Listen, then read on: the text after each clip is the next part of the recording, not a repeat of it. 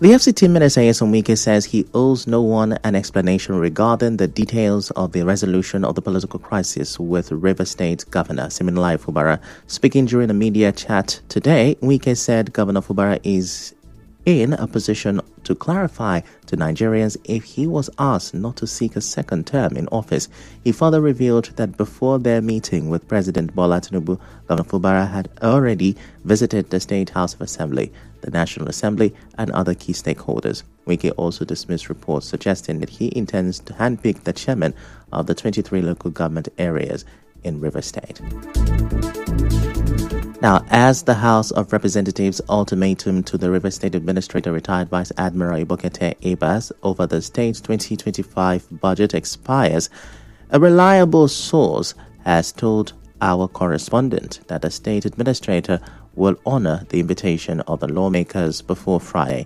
As you may know, the 48-hour ultimatum for Ebas to submit the breakdown of major items in the state's 2025 budget elapsed on Wednesday. The chairman of the ad hoc committee on the Rivers State Emergency Rule, Julius Ihumbere, said Julius Ihumbere had issued the ultimatum during the budget defense session in Abuja on Monday. The House was particularly concerned about the allocation of 24 billion naira for CCTV cameras to be installed in the state's government house and demanded for the breakdown. Now, it also queried the allocation of 30 billion naira for the purchase of gunboat and 23 billion naira for contingency reserves, requesting for justification of the allocation. It also asked for details of transfers to local government, but a source tells our correspondent that the 24 billion naira allocated for CCTV installation is intended for strategic locations across Port Harcourt and its environs, not inside the government house. The source said the control room for the CCTV cameras was meant to be housed within the government house and monitored by security personnel. The source also defended the 30 billion naira budgeted for gunboats, saying that the investment in CCTV will be ineffective without security equipment for ground operations and to improve waterway security. On the 23 billion naira contingency fund, the source explained that it's a standard practice to allocate funds for unforeseen situations, specifically to address sudden breakdown of security and other equipment. He said the objective of the state government is to improve security in the state. He expressed surprise that the House of Representatives Committee chose to go public about the issue rather than invite them. The source also disclosed that the state government will officially brief the media once the budget is signed into law.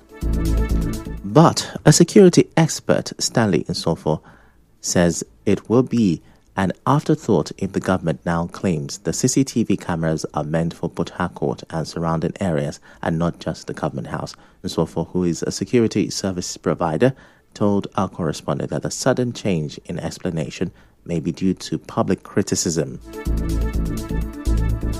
Due to the outcry of both the public and everybody, the government have come to say it is meant for the entire state. The budget was clear that it is for government house. The budget did not state that the control room will be in government house. I think this is actually an afterthought, and due to the public outcry of the huge amount of money that has been earmarked to go down the drain in the name of security camera, and we will monitor to see that those cameras are mounted within the state. Nsofo described the amount budgeted for the CCTV project as outrageous and questioned why new gunboats are needed when previous administrations already bought some. Buying a gunboat again, it is something that most government have always hid themselves under to siphon money. The gunboat the former governor bought, I don't think anybody can account for it. We've had series of complaints of pirates terrorizing the people from the riverine communities, and those gunboats have not been seen, to have yielded any positive reports. Well, in another development, some residents of Port Harcourt are reacting to a recent report by CBM Intelligence, which ranks Rivers State as the state with the highest number of deaths from gang violence in Nigeria. Speaking in an interview with our correspondent, some disagreed with the findings, saying the state has significantly declined in cult-related violence in recent years compared to 2003 and 2019. Others questioned the report's focus, insisting that attention should instead be directed at states like Benue, where killings have been persistent. We are talking of autism. What about men that are killing in Benue State? They are killing everywhere. They are talking of the last place. People are not talking about it. From 2020, there have been relative peace in all the communities. There have not been any society right and all that. Now you can move around. Don't you can move around. You can't hold your phone and move around you. That was then 2003, 2004, 2005, 2006, down to 2019. It was hell. When River State was doing killing of the teens, it was then. There's nothing like that. The report is not true. From 2020 to 2025, River State is calm now. Except this recent administration. Apart from that, I've not heard anything again. Where my need to be about the healthcare activities.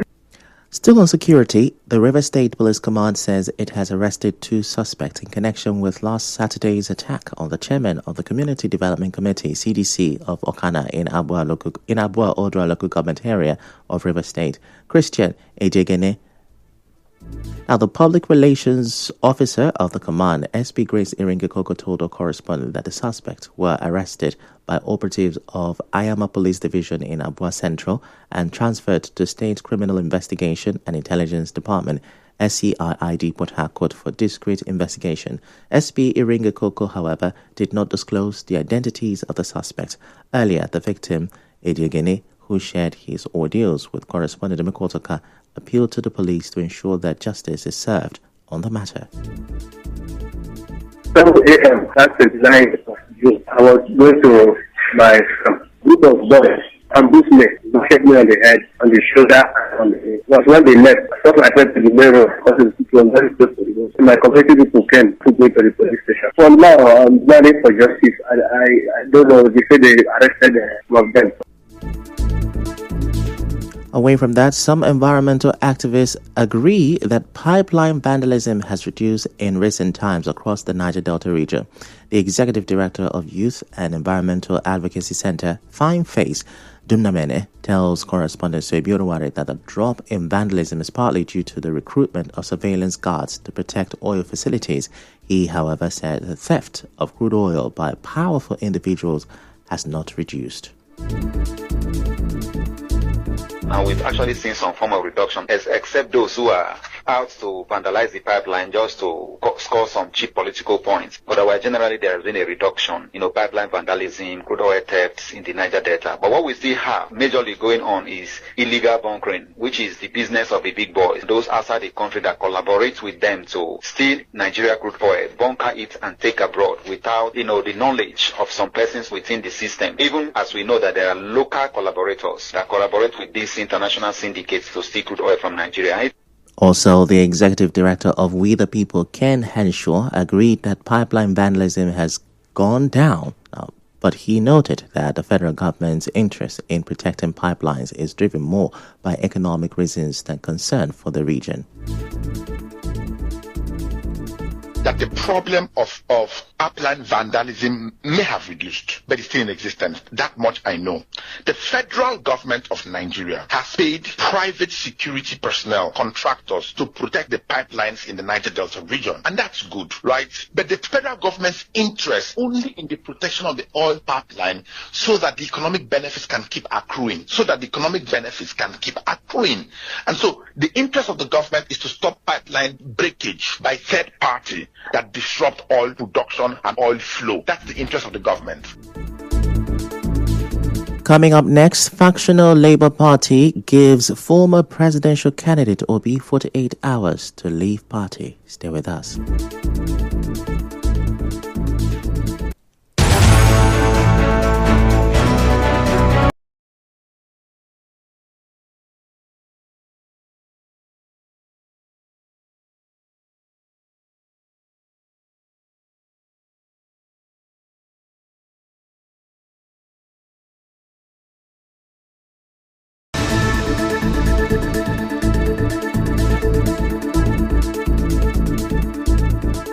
You're welcome back, and now the rest of the news. At least 40 media leaders from various media organizations in Port Harcourt gathered for a high-level strategic engagement aimed at strengthening ethical and impactful electoral reporting. The forum, convened by the Center for Media and Society, CEMESO, and the International Press Center, IPC, as part of the European Union support to democratic governance in Nigeria, EU SDGN 2 program. The initiative supports fair, accurate, and ethical media coverage of Nigeria's electoral process. Speaking at the event, Executive Director of IPC, Lanre Arogundade, highlighted how hate speech and targeted attacks on journalists during elections continue to undermine their ability to fully apply their training. The thrust has been to promote factually accurate, issue-focused, socially responsible, inclusive, sensitive, and conflict-sensitive reporting of electoral processes and elections, devoid of hate speech and disinformation. That's been a very rigorous process that entailed the deployment of expert evaluators. The opinion that came out of that assessment, they felt that our impact was limited. We do agree with the evaluators. They must equally be availed of the opportunity to deploy the knowledge in order to make the desired impact on the electoral processes and elections. Executive Director of CEMESO, Dr. Akin Akimbulu, acknowledged the broader challenges facing the media space and urged media leaders to embrace more comprehensive digital storytelling approaches. We share your frustrations when ethical journalism is undermined by different kinds of pressures. We have seen cracks in our media architecture. Our women's programming remains trapped in domestic tropes rather than showcasing female leadership. Broadcast Media Monitoring Report has also revealed a number of gaps. Digital transformation in this age, a journalist without digital skills is a soldier without arms. So, going forward, more comprehensive digital storytelling, AI-powered fact-checking task forces, we want them to emerge. The engagement featured structured discussions with key figures like managing directors, heads of stations, news and program managers, focusing on how to foster collaboration, policy dialogue, and strategic partnerships across the media industry. Some attendees and one of the facilitators, Clem Ofoku, also spoke to newsmen after the meeting. The fact is that training is very important, especially for journalists, because the media is very dynamic. It changes all the time. So in order to keep in touch with the reality, we require that as media professionals, we need to be trained and retrained all the time. So it's more of consistency. We need to re-echo it. Women inclusion, the marginalized, civic education. And of course, we had a session about the challenges we face as media practitioners, and of course, how to surmount them. I think you look at democracy, then you look at how to ensure we have more women participation. Look at the issue of giving more exposure to people living with disability and of course the youth. I think organizers say the engagement is part of a broader effort to create a more inclusive life of Nigeria's future. Former British State Governor Chibuike Amechi, former Vice President Atiku Abubakar, 2023 Labour Party presidential candidate Peter Obi, former Senate President David Mark, and other coalition leaders have officially adopted the African Democratic Congress as their platform. During the unveiling held on Wednesday at the Yaradua Center in Abuja, Mark was announced as the interim national chairman, and former Osun State Governor Rauf Aregbesola was announced as the secretary of the ADC. The ADC national chairman, Ralph Nwosu, says the executives of the party under his leadership have decided to resign and support its interim leadership.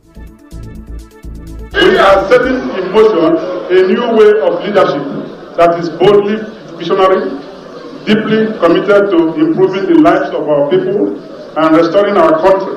We don't have any doubt. We don't have any doubt that in the man we all decided to resign so that he can handle this thing and get us to the villa.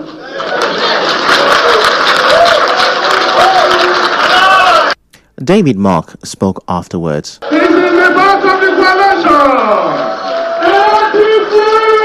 Let it be known today across Nigeria and beyond, the opposition is united.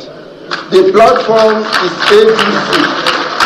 The time is now. The mission is clear.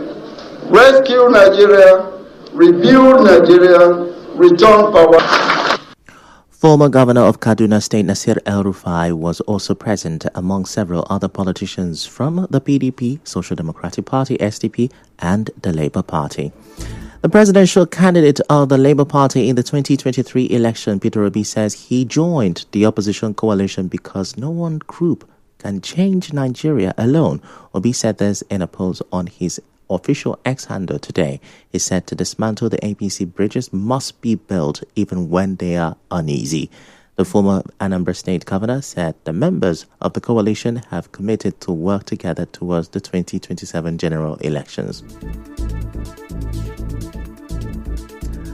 The Julius Albure-led faction of the Labour Party has given Peter Obi a 48-hour ultimatum to leave the party after he joined the coalition. In a statement today, the factional national publicity secretary of the party, Obiora Ifo, said the Labour Party under Albure's leadership remains opposed to joining the coalition.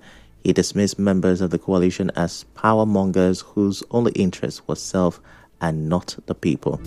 In the meantime, a professor of political science at the University of Port Harcourt, Omenihu Nwogu, says the ongoing coalition is made up of political elites who still want to grab power. Professor Nwogu said this in an interview with correspondent Yobi Oruware.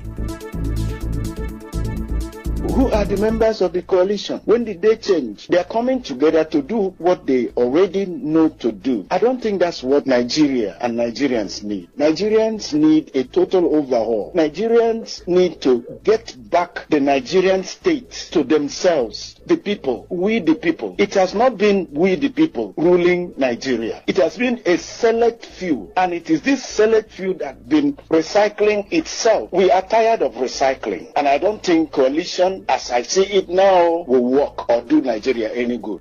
Political analyst Festus Ojo also spoke on this. Like I told you the other time, it is still not going to change anything. Because most of them they are desperate people looking for offices and positions by all means. Most of them are from the PDP, and if you look at their meeting yesterday, when they made the announcement, no PDP governor was seated there. See the breakaway from PDP. So it's a major loss to the PDP, and it's not a threat to the APC. It's just depleting the PDP more. It's not something that will shift or change anything about the APC towards the 2027 election. They are just looking for a platform. On her part, the executive director of the Center for Transparency Advocacy, Faith Nwadishi, said what concerns citizens is the integrity and true intentions of the coalition members, not their party affiliation.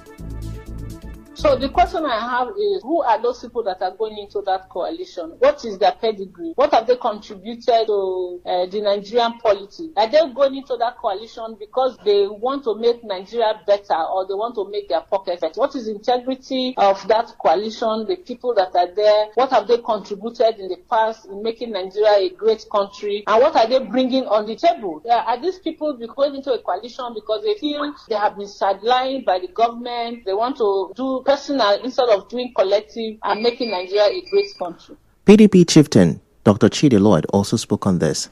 There is nothing to worry about the coalition. Those who are in the coalition are people who have lost out of power, people who cannot stay without holding political office, gathering together. Now, the question Nigerians would want to ask is that, are they just coming from the blues? No. People that have been in the corridors of power for God knows how long and have not done anything, have not brought about the desired change. They are bringing nothing new. They have been former governors, former vice presidents, former this and that. So it's the same people. That coalition is dead on arrival because the people who are populating it are people who can't do without power.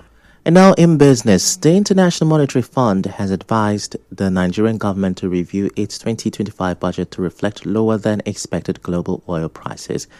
In entertainment, former Nigerian dancehall star Cynthia Morgan has criticized Natasha Osawaru, wife of music legend Two-Face, accusing her of allegedly forcing him to issue a public apology. Two-Face had publicly apologized after he said during a podcast that man is not built to sexually be with one woman.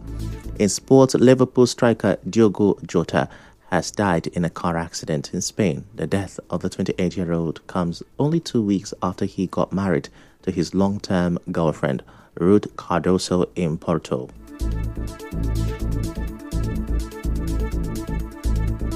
And now, we bring you news from around the world. At least 5 people have died and dozens are missing after a ferry sank off Indonesia's tourist island of Bali. Now, the boat was carrying 53 passengers and 12 crew members when it sank on Wednesday while on its way to Bali from Banyuwangi on the eastern coast of Java Island. Rescue agencies said 31 survivors have been rescued as the search continues.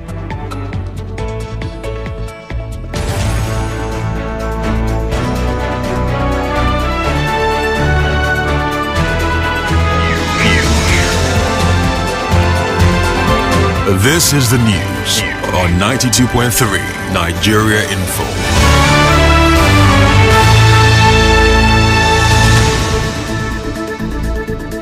On the news this afternoon, you heard FCT Minister Nyesom Wike has dismissed calls for clarity on Rivers' political settlement. Rivers State Administrator Retired Vice Admiral Ibokete Ibas is to honor House invitation as budget ultimatum expired on Wednesday. Now, the factional Labour Party has given former presidential candidate Peter Obi 48 hours to leave party. On the foreign scene, you heard 5 people have died and dozens others missing after a ferry sank off Indonesia's tourist island. The news was edited by Onyekachi Nwosu. To reach the news team, send an SMS or WhatsApp to 0808 721 7215. I'm Ifechukwu Mwanyeli. Many thanks for listening.